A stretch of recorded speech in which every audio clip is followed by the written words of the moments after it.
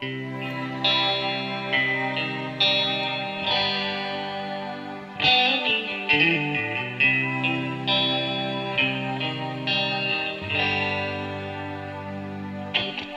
าท้อพ่อจะสั่งเอาไว้แม่ก็สั่งเอาไว้ทุกเท่าไรก็ทนอย่างนี้ก็หลีกไม่พ้นท้อก็หลีกไม่พ้นเพราะมันอยู่ในใจสุขทุกข์ก็แล้วแต่อยากจะคิดมันเหมือนรสชาติชีวิตพุ่งเอาตามชอบใจโลกนี้มีทั้งพระเอกผู้ร้ายก็แล้วแต่เลือกบทไหนได้โอกาสพอกันบนถนนสายยา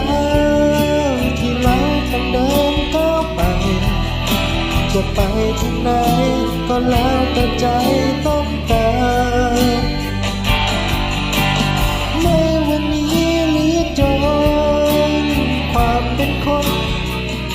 กันจะร้ายดีอยู่ที่ใจไม่ยอมแพ้แม้ต้องเริ่มจากศูนย์โลกยังไม่หยุดหมุนยังมีลมหายใจเหนื่อยล้าพักสักหน่อยก็หายวันนี้ยังสู้ไม่ไหวพรุ่งนี้มาใหม่เจอกัน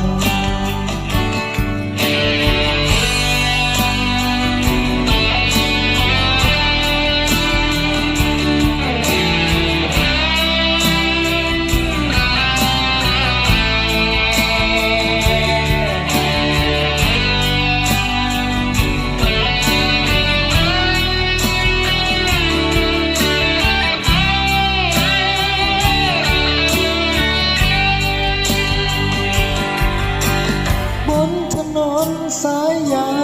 วที่เราต้องเดินก้าวไปจะไปทางไหนก็แล้วแต่ใจต้องการไม่ว่ามีหรือจนความเป็นจนเลิกกันจะร้ายดีอยู่ที่ใจไม่ยอมแพ้แม้ต้องเริ่มจากศูนย์โลกยังไงหยุดหมุนยังมีลมหายใจเหนื่อยล้าพักสักหน่อยก็หายวันนี้ยังสู้ไม่ไหวพรุ่งนี้